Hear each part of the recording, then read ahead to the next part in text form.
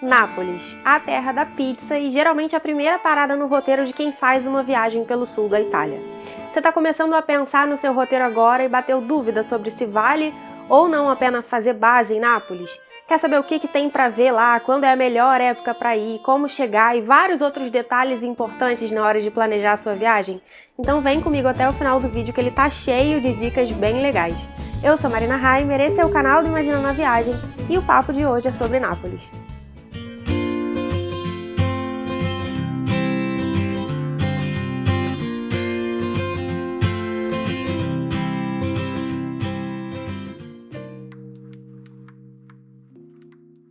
Bora para aquela apresentação que já é de praxe por aqui toda vez que eu falo num destino novo?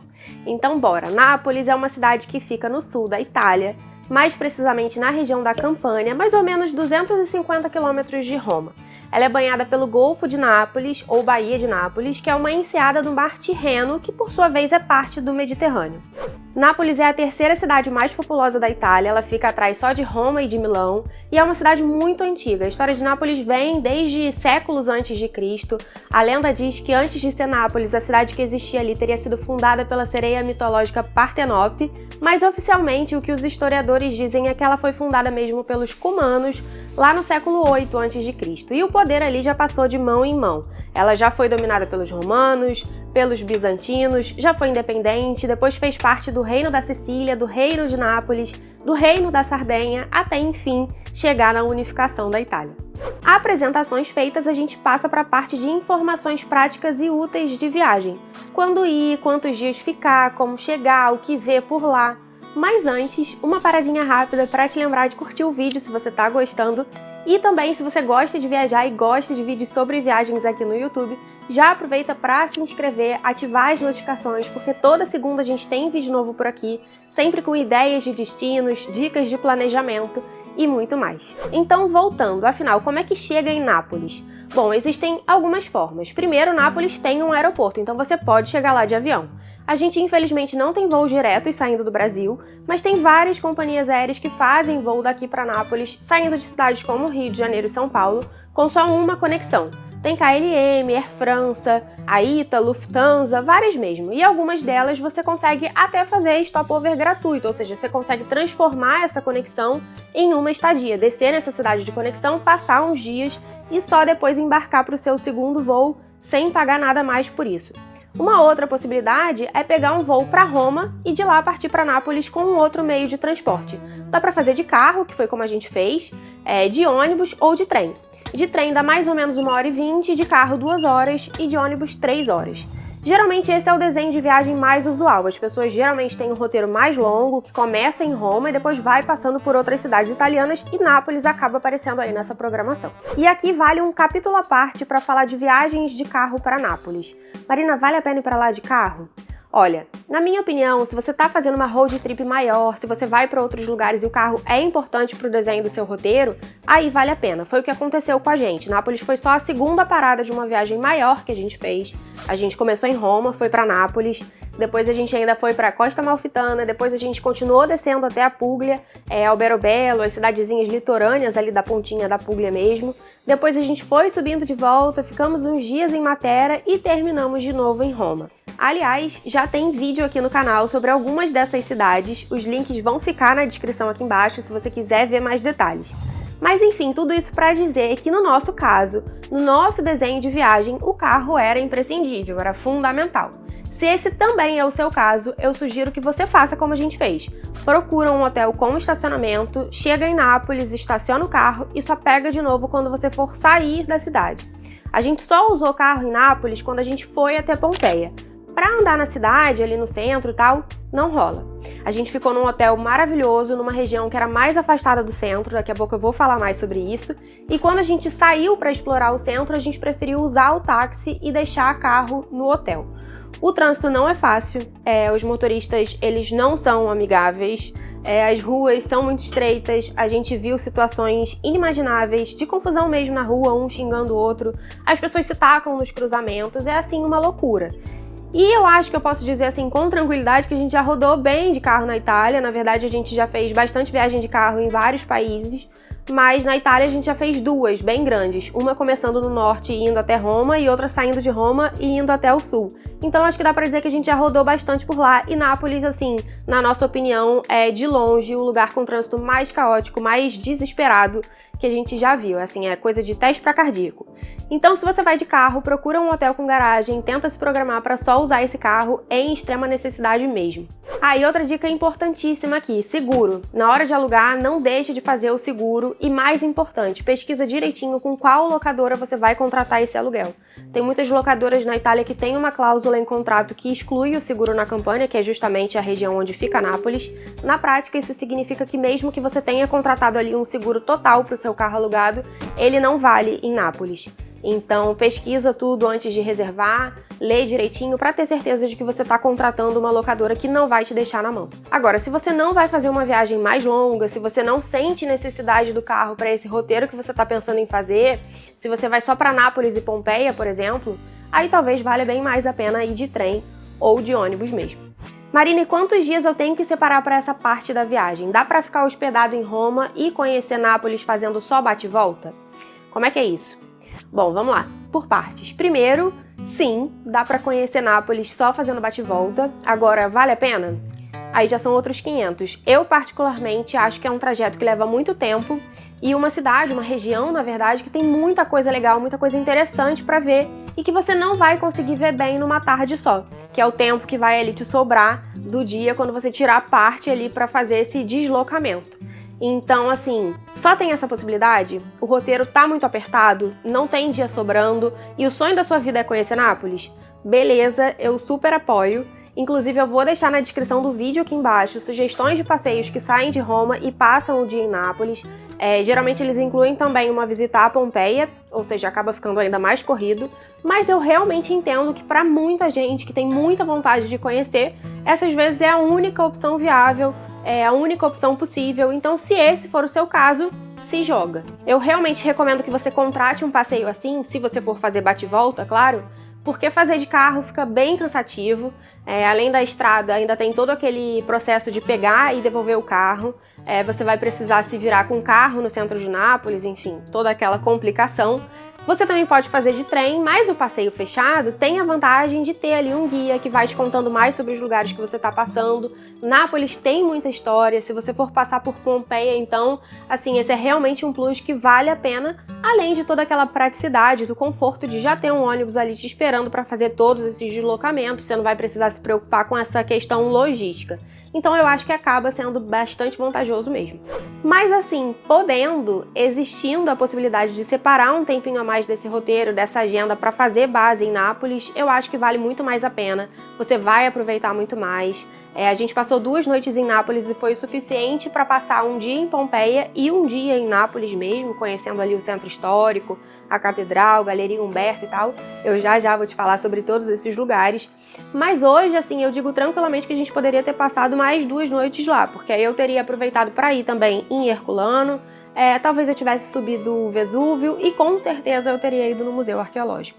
De Nápoles a gente foi para Sorrento, que foi a nossa base para conhecer a Costa Amalfitana, mas tem muita gente que usa Nápoles mesmo como base para visitar a Costa Amalfitana. Ou que quer fazer um cruzeiro pelo Golfo de Nápoles, ou um passeio até Capri, enfim. Nesse caso, também vale a pena colocar mais dias no roteiro para poder aproveitar essas programações com calma. Sobre quando ir.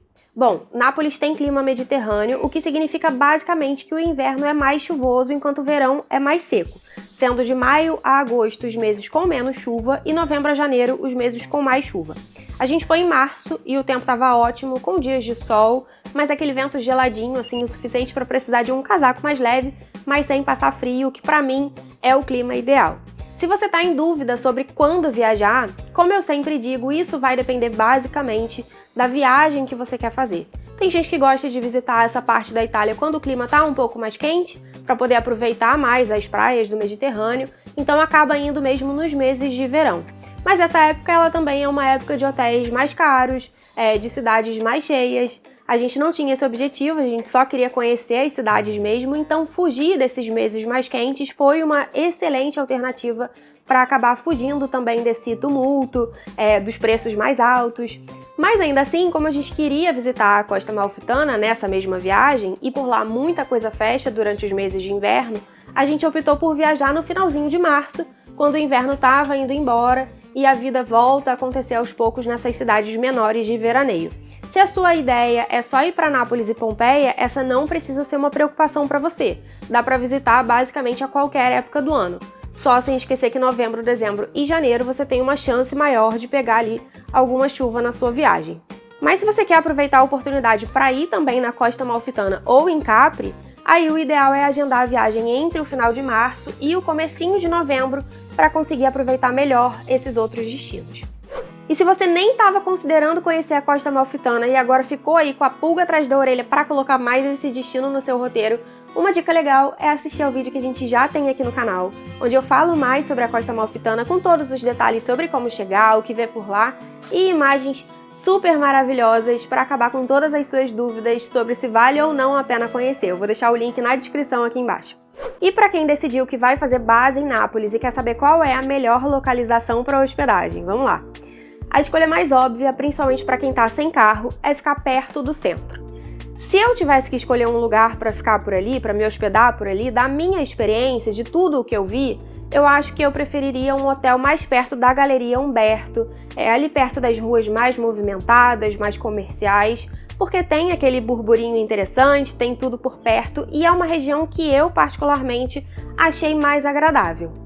Especificamente falando assim no centro histórico, no coração do centro histórico mesmo, ali já no entorno da Catedral de Nápoles e tal, a gente só passou por ali de dia, eu não tive por lá à noite, mas eu conversei com algumas pessoas que não tiveram uma impressão tão legal assim mais tarde.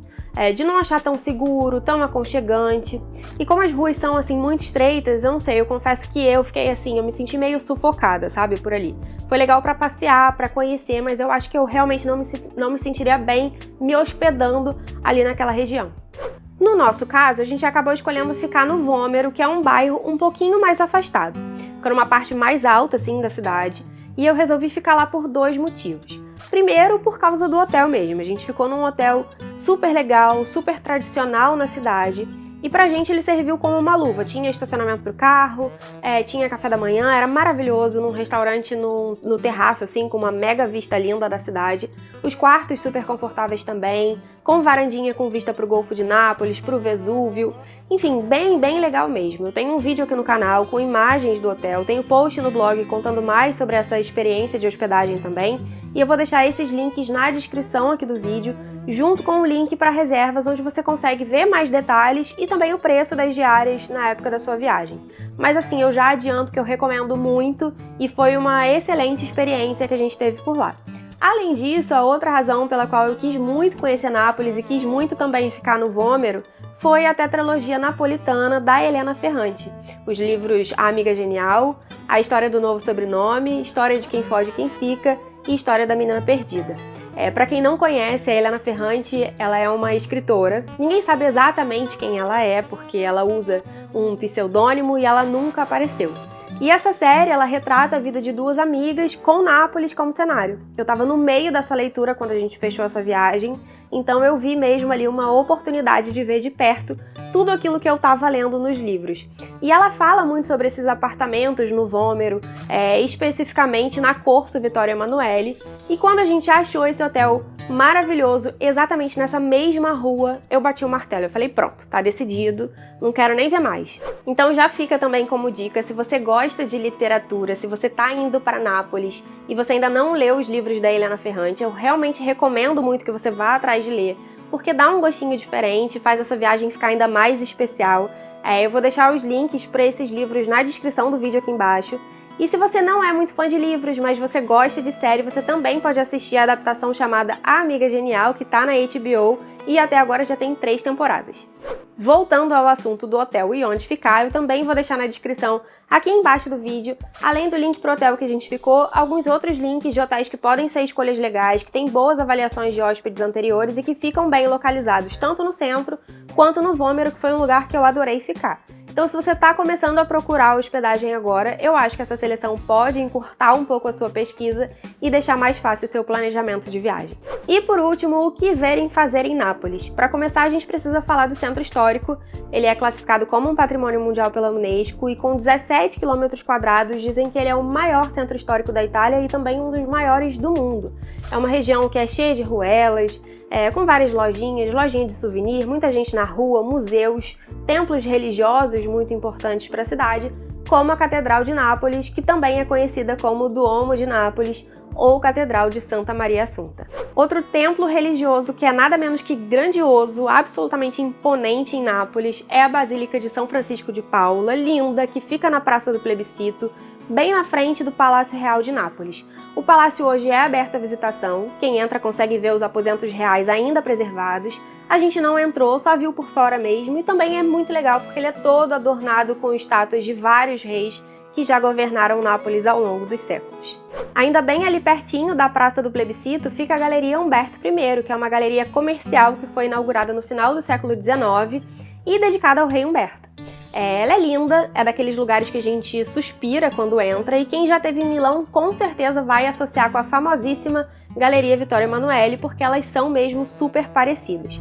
Lá dentro tem lojas, lanchonetes e ela também tem uma saída para a Via Toledo, que é uma via comercial super movimentada com várias lojas famosas. Para quem está pensando em tirar um dia ou ali um momento para compras, essa é uma excelente região. Outros lugares que você pode colocar aí no seu roteiro são o Castelo Novo e o Castelo do Ovo. Os dois serviram como residência oficial da família real. O primeiro hoje abriga o Museu Cívico e o segundo chama super atenção porque quando a gente olha para o Golfo de Nápoles ele fica numa ilhota, é super imponente, e dizem que tem também uma vista super legal da cidade. E por último, mas não menos importante, o Museu Arqueológico Nacional de Nápoles. Esse é fundamental para quem gosta de história e vai visitar Pompeia, porque muitas das coisas que foram encontradas nas ruínas, nas escavações, acabaram sendo levadas para o museu. Há frescos, esculturas, mosaicos, enfim, muita coisa.